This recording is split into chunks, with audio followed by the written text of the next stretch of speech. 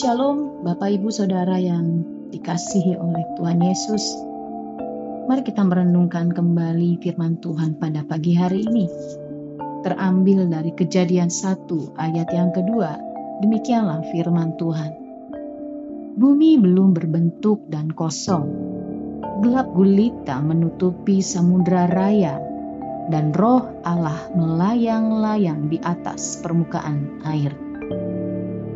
Untuk pertama kalinya roh Allah disebutkan di dalam Alkitab.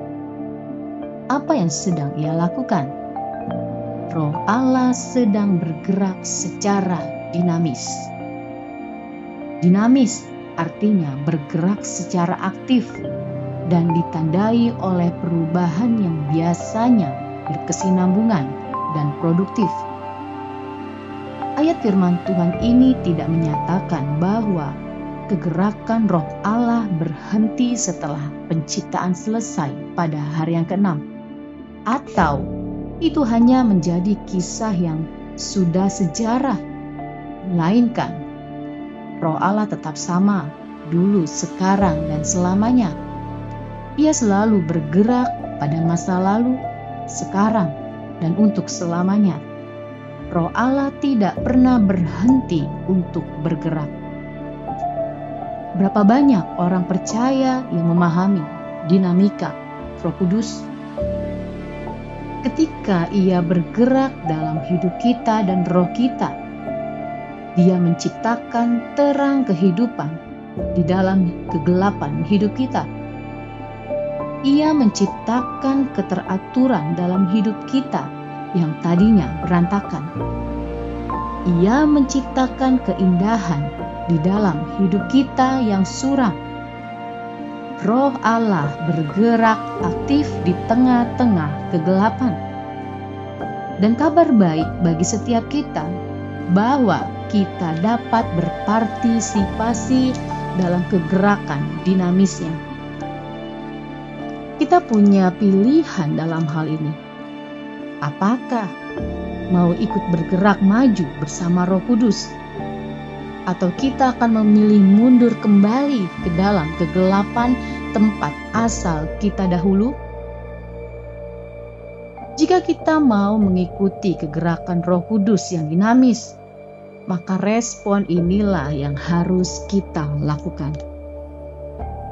Yang pertama, mentaati segala perintah Tuhan. Yohanes 14 ayat 15-16 berkata, "Jikalau kamu mengasihi aku, kamu akan menuruti segala perintahku. Aku akan minta kepada Bapa dan ia akan memberikan kepadamu seorang penolong yang lain, supaya ia menyertai kamu selama-lamanya." Roh Kudus mendampingi kita untuk menolong dan menyertai serta memampukan kita untuk melakukan kehendak Allah. Respon yang kedua, izinkan Roh Kudus memimpin hidup kita. Galatia 5 ayat 18 berkata, "Akan tetapi, jikalau kamu memberi dirimu dipimpin oleh Roh, maka kamu tidak hidup di bawah hukum Taurat." Ketika Roh Kudus memimpin hidup kita, maka di situ ada kemerdekaan dan ada terobosan. Respon yang ketiga, senantiasa rindu dipenuhi. Efesus 5 ayat 18. "Dan janganlah kamu mabuk oleh anggur, karena anggur menimbulkan hawa nafsu. Tetapi hendaklah kamu penuh dengan Roh." Dipenuhi dengan Roh Allah bukan berarti sekali seumur hidup, tetapi tiap-tiap hari.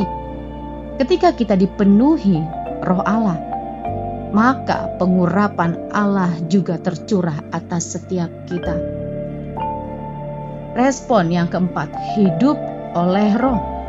Galatia 5 ayat 16. "Hiduplah oleh Roh, maka kamu tidak akan menuruti keinginan daging."